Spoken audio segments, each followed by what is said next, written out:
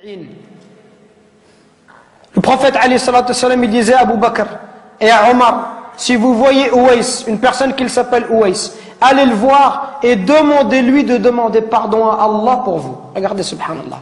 Si vous voyez Ouais, allez le voir et demandez, dites-lui que le prophète alayhi salatu wassalam lui passe le salam. Dites-lui que le prophète lui passe le salam. Et demandez-lui d'invoquer Allah pour vous. Qu'il demande à Allah de vous pardonner. Omar, toute sa vie, il l'a cherché. Wallahi, toute sa vie, Omar ibn Khattab, il a cherché Ouais al-Qarani. Il l'a vu à la fin de son califat. Quelques années avant de mourir. Quand il l'a vu, il l'a trouvé. L'histoire, elle est longue. Il lui dit, est-ce que c'est toi, Ouais? Ouais, il dit, non, qu'est-ce que tu me veux? T'es qui? Il dit, moi, je suis Omar ibn Khattab. Il dit, qu'est-ce qu'il y a? Et il lui dit, le prophète, il m'a dit tout cela, tout cela. Ouais, il commence à pleurer. Il lui dit, pourquoi il a dit ça? Qu'est-ce que j'ai fait? Et il lui dit, le prophète, il nous a dit,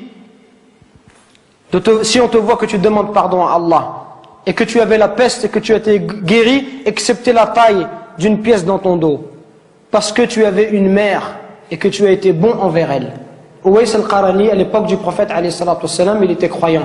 Il n'est pas parti voir le prophète, il ne s'est pas déplacé. Pourquoi? Parce qu'il avait une mère, il ne voulait pas l'abandonner. Il voulait rester avec sa mère, subhanallah. Regardez, il voulait rester avec sa mère, il ne voulait pas la laisser toute seule. Pour ça, le prophète, alayhi salatu wassalam, a été informé par Allah Azza wa Jal que cet homme-là était un homme pieux. Et Omar, il est parti le voir et il lui a dit, et Ouais, il lui a dit, moi, je vais demander pardon pour toi. Toi, tu es Omar ibn Khattab, je vais demander pardon à Allah pour toi. Il lui dit, oui, tu demanderas pardon à Allah pour moi. Pour vous montrer la valeur des parents. Allah, il nous interdit de faire de dire la moindre phrase. Le moindre mot. Fi, ça n'a aucun sens. Ça n'a pas de sens. Fi, c'est une onomatopée. C'est un son. C'est un mot qui est composé de 2 lettres. C'est le mot le plus petit en arabe. C'est pour vous dire que si tu n'as pas le droit de faire à ton père, celui qui fait des phrases entières et qui lui dit tu m'as jamais rien appris, tu m'as jamais rien donné, et qui se plaint, ça c'est encore pire. Regardez, à travers ce dua, on retrouve la miséricorde. Ceux qui bénéficient, qui doivent bénéficier de notre bon comportement et de notre miséricorde, ce sont nos parents en premier, notre père et notre mère. C'est eux qui doivent profiter en premier. Nous aujourd'hui avec les frères, on est masha'Allah. Un frère te dit viens emmène-moi à Anvers, tout de suite tu l'emmènes à Anvers. Emmène-moi à Bruxelles, tu l'emmènes tout de suite. Par contre ton père te dit viens me rendre un service, tu lui dis j'ai pas le temps, ya abi, demain, après-demain. On n'est pas disponible pour nos parents, subhanallah. Regardez ce dua. Oh Allah, fais leur miséricorde comme ils m'ont élevé tout petit, subhanallah. Quand tu auras des enfants, tu vas comprendre, subhanallah. Quand ton fils il pleure la nuit, les parents ils dorment pas, peuvent pas dormir, subhanallah. Au moindre bruit de l'enfant, ils se réveillent. Les parents ils sont capables de se priver pour donner à leurs enfants. Ton père, combien de nos parents ils se sont levés, subhanallah, à 5h du matin, à 4h du matin, ils ont fait même 2 travails, exprès pour pouvoir nous donner ce qu'eux ils n'ont pas reçu, exprès pour nous acheter des chaussures Nike ou nous acheter de la marque, pour nous donner ce qu'eux ils n'ont pas connu dans leur enfance, eux qui sont venus à 13 ans ou 14 ans en France. Et nous, subhanallah, on n'est même pas capable de leur rendre tout ça. On doit être miséricordieux avec nos parents.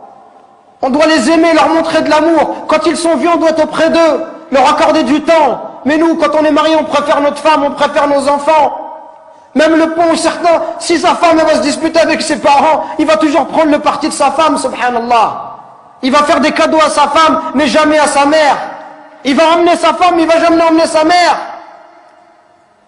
Pourquoi est-ce qu'on est comme ça? Parce que notre cœur, il est devenu dur.